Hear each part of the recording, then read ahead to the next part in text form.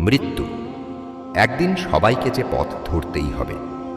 মৃত্যু একটি শব্দ, যার মধ্যে লুকিয়ে আছে বিচ্ছেদ, নীরবতা, স্মৃতি এবং চিরন্তন সত্য। পৃথিবীতে জন্ম নেওয়া প্রতিটি মানুষই জানে যে একদিন তাকে চলে যেতে হবে। তবুও আমরা এমনভাবে জীবন কাটাই যেন মৃত্যু আমাদের জন্য নয়, অন্য কারোর জন্য। প্রতিদিন আমরা কত পরিকল্পনা করি, আগামীকাল কি করব, আগামী মাসে কোথায় যাব, ভবিষ্যতে কি হব, এসব নিয়ে ব্যস্ত থাকি।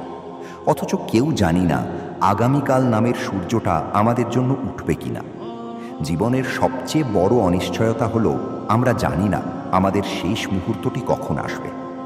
কবরস্থানের নীরবতা অনেক কথা বলে।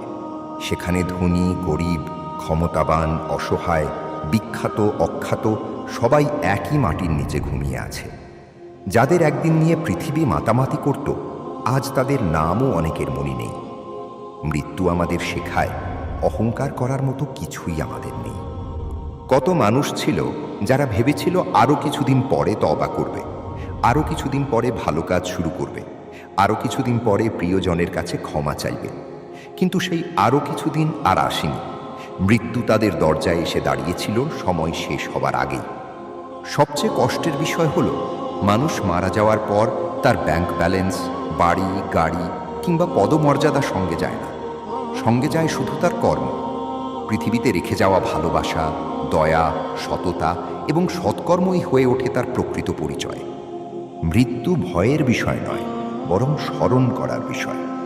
কারণ মৃত্যুর স্মরণ মানুষকে নম্র করে, অন্যায় থেকে দূরে রাখে এবং জীবনের প্রকৃত উদ্দেশ্য মনে করিয়ে দেয়।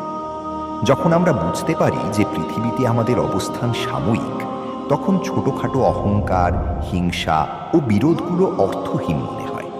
আজ যারা আমাদের পাশে আছে, একদিন হয়তো তারা থাকবে না, আবার একদিন আমরাও থাকব না। তাই যতদিন সময় আছে, প্রিয়জনদের ভালোবাসুন, মানুষের উপকার করুন, ভুলের জন্য ক্ষমা চান এবং আল্লাহর পথে ফিরে আসুন। মনে রাখবেন, জীবন একটি সফর, আর মৃত্যু সেই সফরের শেষ নয়, বরং অনন্ত জীবনের দিকে যাত্রার শুরু।